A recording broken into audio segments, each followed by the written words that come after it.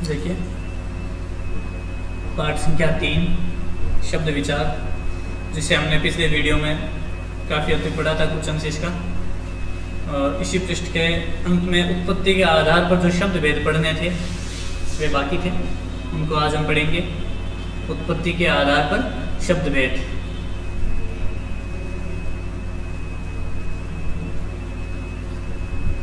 दूसरा देखिए, शब्द के भेद पढ़ रहे थे, उसमें हमने पढ़ा कि कई आधारों पर शब्दों के भेद किए जाते हैं।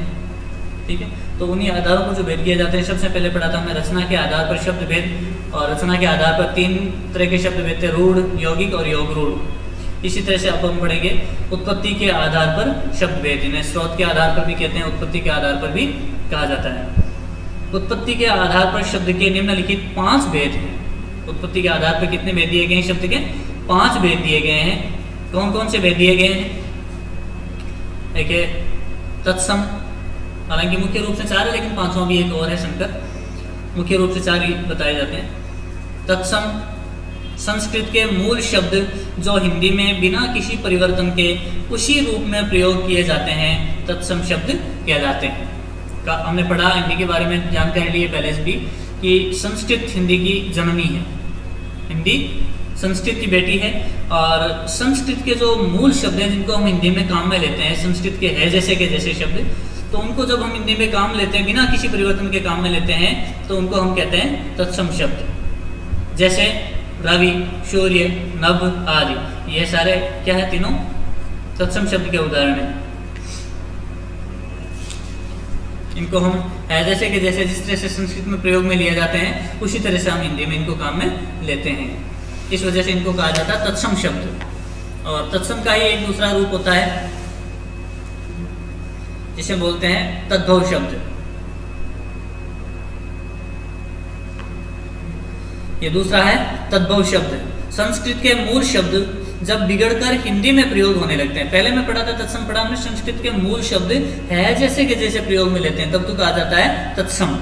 और उन्हीं तत्सम शब्दों को जब कुछ उनका बिगड़ा हुआ रूप हिंदी में प्रयोग में लेते हैं, मतलब उनकी जो मात्रा वगैरह है या कोई अक्षर वर्ण है जिसमें हम परिवर्तन करके बोलने की सहूलियत के आधार पर प्रयोग में लेते हैं, तो वे शब्द तद्भव शब्द कहलाते हैं। क्या कहलाते हैं? तद्भव शब्द। जैसे गृह शब्द जो संस्कृत का तत्सम शब्द है, जैसे कि जैसे काम में लिया जाने वाला शब्द है, लेकिन इसी को थोड़ा सा बिगाड़ कर हम अपनी तरह से एक सहूलियत के आधार पर घर शब्द बना लेते हैं, घर। अर्थ एक ही, दोनों का अर्थ समान है, लेकिन ये तत्सम शब्द है, शुद्ध रूप है, और ये थोड़ा सा बिगड़ा हुआ रूप है, लेकिन प्रचलित हो गया और अब हमें यह भी शुद्ध की तरह लगता है, तो ये क्या है? तद्भव शब्द। जैसे सूर्य, सूर्य का तद्भव हो गया सूरज। दुग्ध बोलने में थोड़ा सा कठिन लग रहा था, शुद्ध रूप है, तत्सम रूप है, तो हमने इसको आसान बना लिया और इसे हम तद्भव कहने लगे, दूध। तो तत्सम तद्भव शब्दों की तालिका पढ़िए और समझिए। हमें एक सामने तालिका दी हुई है, सारणी दी हुई है, इस सारणी में पढ़ेंगे हम कि किस तरह से तत्सम शब्दों को हमने तद्भव का रूप दिया, उन्हें थोड़ा सा बिगाड़ा, उनका रूप परिवर्तन किया और तद्भव शब्द बन गए। जैसे शब्द था अश्रु, अश्रु को ही थोड़ा सा बोलने में कठिनाई होती थी, हमने आसान बना दिया आंसू। ग्राम, गांव। कर्म, कर्म शब्द को हमने आसान बनाया काम। तो ये जो शुद्ध शब्द थे, ये तो तत्सम है, और ये जो इनके थोड़े से बिगड़े हुए रूप में वे तद्भव है, तत्सम। जैसे गृह, घर, कर्ण, कान, मुख, मुंह, अग्नि, आग, पंच, पांच, चंद्र, चांद, जो भी कठिन लगे हमें बोलने में, संस्कृत के वे शुद्ध तत्सम शब्द, शुद्ध शब्द जो हमें बोलने में कठिन लगे, हमने सहूलियत के आधार पर आसान बोलने के लिए हमने थोड़ा सा परिवर्तन कर दिया, ये हो गए तद्भव। फिर तीसरा है देशज। जो शब्द किसी क्षेत्र विशेष से हिंदी में प्रयोग हो रहे हैं, वे देशज कहलाते हैं। ऐसे शब्द जो संस्कृत के नहीं हैं, जो संस्कृत के शब्दों के बिगड़े हुए रूप भी नहीं हैं, बल्कि अपने देश में अलग अलग जो बोली जाने वाली भाषाएं, बोलियां हैं, उन्हीं में से हम हिंदी में प्रयोग में ले रहे हैं, जो मूलतः न तो संस्कृत के हैं, न उसके बिगड़े हुए रूप तत्वों के हैं, बल्कि अपने आसपास जो भी अपने देश की भाषाएं हैं, बोलियां हैं, उन्हीं में से कुछ क्षेत्र विशेष के जो शब्द है वो हिंदी में प्रयोग में ले रहे हैं, वे शब्द कहलाते हैं देशज, देश में उत्पन्न देशज। जैसे डिब्बा, डिबिया, झोंपड़ी आदि, इस तरह के शब्द हैं। लाठी। फिर चौथा है विदेशी। स्रोत के आधार पर या उत्पत्ति के आधार पर। चौथा भेद है विदेशी। अब देश तक तो बात आ गई, तो संस्कृत से हमें मिले तत्सम, तत्सम का बिगड़ा हुआ रूप हुआ तद्भव, तद्भव के बाद तीसरा भेद हुआ देशज, मतलब संस्कृत के शब्दों के अलावा जो अपने देश की अलग अलग भाषाओं बोलियों के शब्द हिंदी में काम में ले रहे हैं वे हो गए देशज, अलग अलग क्षेत्र विशेष से संबंधित शब्द। फिर चौथा भेद है विदेशी। हिंदी में विदेशी भाषाओं से आए शब्द विदेशी शब्द कहलाते हैं। अपने यहाँ भारत में कई ऐसी विदेशी जातियाँ यहाँ पे आई शासन करने के लिए या फिर व्यापार करने के लिए, तरह तरह के उद्देश्य से यहाँ पर आती रही हैं अलग अलग जातियाँ, विदेशी दूसरे देशों की जातियाँ, और वे यहाँ आई हैं, रही हैं कई वर्षों तक, कई सदियों तक यहाँ उन्होंने निवास किया है। तो उनकी जो भाषाओं के शब्द थे उनमें से भी कई शब्द ऐसे हैं जो हम हिंदी में काम में ले रहे हैं, और उन्हें हम फिर कौन सा रूप देंगे, विदेशी शब्द कहेंगे ना, विदेशी भाषाओं के शब्द। जैसे अरबी भाषा के शब्द अमीर, अक्ल, इनाम, फायदा, कीमत, कामयाबी, हासिल, इमारत, मशहूर, आज़ाद, इस तरह के शब्द। फारसी भाषा के आसमान, चिराग, बू, शादी, शराब। अब ये हिंदी में इस तरह से प्रयोग में लिए जाने लगे हैं कि हमें लगता ही नहीं कि ये किसी और भाषा के शब्द रहे होंगे। हमें यूँ ऐसा लगता है जैसे ये हिंदी भाषा के शब्द हों, लेकिन वास्तव में इनका जो स्रोत है, उद्गम, उत्पत्ति है, वह दूसरी भाषाओं की है, दूसरी भाषाओं से हुई है, हम हिंदी में काम में लेने लगे, अपना सा लगने लगे हमें। जैसे अंग्रेजी के बहुत सारे शब्द हैं, ड्राइवर, कर्ट, teacher, hostel, degree, television, doctor, train, machine, cigarette. तुर्की शब्द जैसे कुली, तलाश, लाश, चमचा, आका। पुर्तगाली शब्द गिरजा, संतरा, कमरा, काजू। हालांकि इनके अलावा भी इन्हीं भाषाओं के और भी कई शब्द हैं जो हम काम में लेते हैं। ये तो आपको उदाहरण के रूप में कुछ शब्द दिए गए हैं। चीनी भाषा के भी हैं, जैसे चाय, चीनी, लीची, इस तरह से जापानी, फ्रांसीसी, मतलब और भी कई भाषाओं के शब्द हैं वो हम काम में लेते हैं। फिर पांचवा भेद है संकर। मुख्यतः चार भेद थे, पांचवा भेद भी है एक संकर। संकर का मतलब होता है मिला जुला रूप।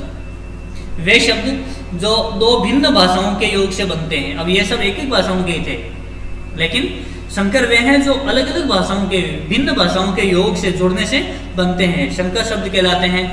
जैसे रेलगाड़ी, अब रेल शब्द अलग भाषा का, गाड़ी शब्द अलग भाषा का। शील बंद, शील अलग भाषा का, बंद अलग भाषा का। इस तरह से एक शब्द का रूप धारण कर लेते हैं, जबकि दो अलग अलग भाषाओं के शब्दों से मिलाकर उनको बनाया जाता है।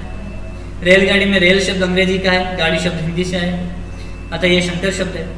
कुछ संकर शब्दों का आपको उदाहरण के तौर पे समझाया गया है, जैसे हिंदी और संस्कृत दोनों भाषाओं से मिलकर बना है मांग पत्र, मांग हिंदी का, पत्र संस्कृत का। इसी तरह से सुधार गृह, सुधार हिंदी का शब्द, गृह संस्कृत का शब्द है। अंग्रेजी हिंदी, जैसे टिकट घर, टिकट अंग्रेजी का शब्द है, घर हिंदी का शब्द है। रेलगाड़ी, रेल अंग्रेजी और हिंदी गाड़ी।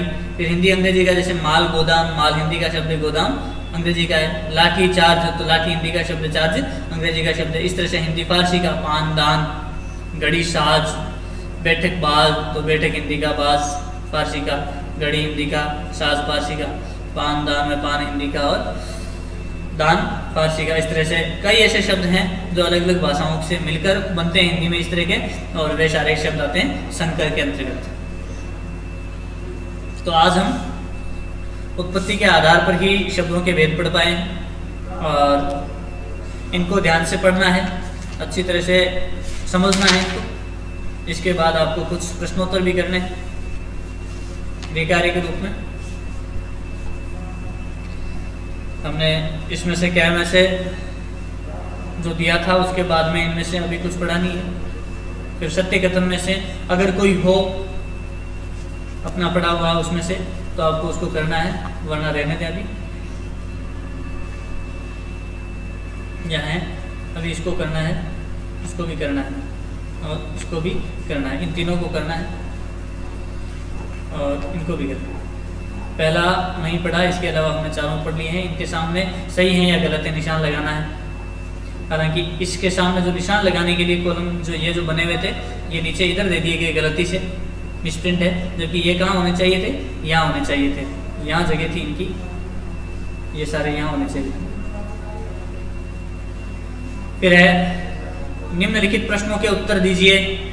जो गै में से देखिए, तत्सम तथा तद्भव शब्दों के अंतर को समझाइए, यह करना है।